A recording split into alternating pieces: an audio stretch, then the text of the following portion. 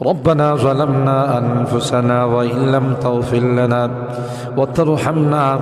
لنكونن من الخاسرين ربنا فاغفر لنا ذنوبنا وكفر عنا سيئاتنا وتوفنا مع الأبرار رب ارحمهما كما ربياني صغيرا رب ارحمهما كما ربياني صغيرا রব্বুল আলামিন আল্লাহ কোন শীতের মধ্যে ঐতিহাসিক খোলাপাড়াবাসীর উদ্যোগে আল্লাহ 49তম তাফসীর মাহফিলের আজকে তৃতীয় দিনের শেষ রজনীতে আল্লাহ গভীর রজনীতে মালিক রে আমরা কিছু সংখ্যক গুনাহগার বান্দা আল্লাহ তোমার আদালতের কাঠ গড়ায় আসামির মতো দাঁড়াই ভিক্ষুকের মতো দুইখানা হাত বাড়াইছি এ মালিক মেহেরবানি করে আমাদের জিন্দেগির গুনাহগুলো মাফ কর ও রব্বে করিম তুমি তাকাইয়া দেখো বুড়া মানুষগুলো ঘরে যায় না আগে মা বোনরাও ঘরে যায় নাই আমার কলিজার টুকরা সন্তান যুবকরাও ঘরে যায় কাঙ্গালের মতো হাত বাড়াইছি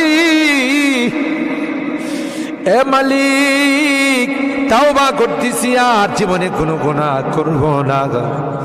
আর জীবনে কোনো নাফরমানি করব আল্লাহ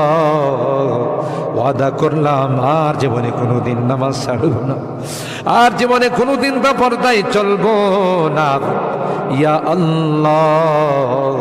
মেহেরবানি করে আমাদের তাওবাগুলোকে কবুল করে নাও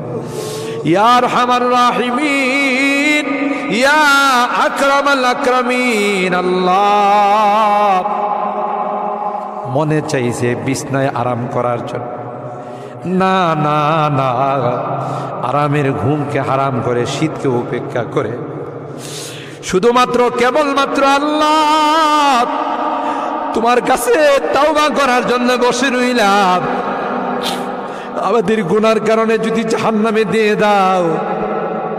কে বাঁচাবে কে আমাদেরকে জাহান্নাম থেকে রক্ষা করবে ও মালিক কিয়ামতের কঠিন ময়দানে আমাদেরকে তুমি গুনাহগার বলে ডাক দিও না ইয়া আল্লাহ কোরআনের মধ্যে আছে